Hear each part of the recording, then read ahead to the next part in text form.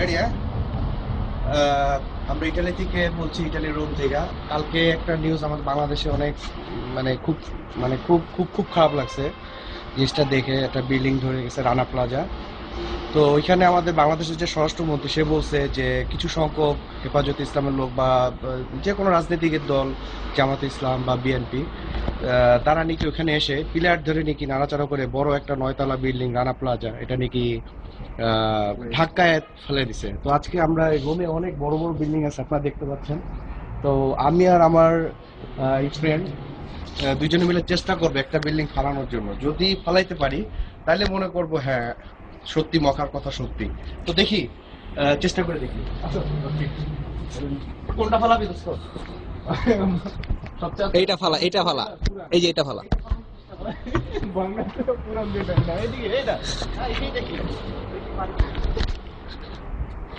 দেখা যাচ্ছে এই বিল্ডিংটা ফালানোর চেষ্টায় এই দুজন যুবক মানুষ যাচ্ছে। এদের গায়ে কিন্তু অনেক শক্তি, দেখলেই বোঝা যায় এদের গায়ে অনেক শক্তি।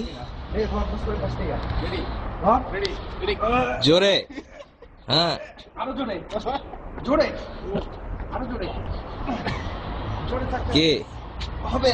মখার কথা সত্যি হবে।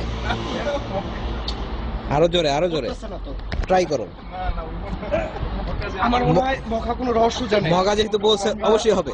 চেষ্টা করবো মখার সাথে কন্ট্যাক্ট করার জন্য, বাট বিল্ডিং তো ফালাইতে পারতেছি না। কাট দেখি পারি কিনা। সম্ভব না।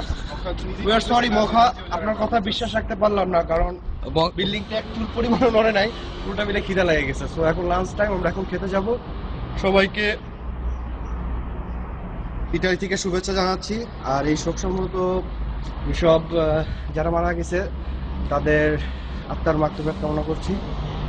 ওকে, ভালো থাকবেন।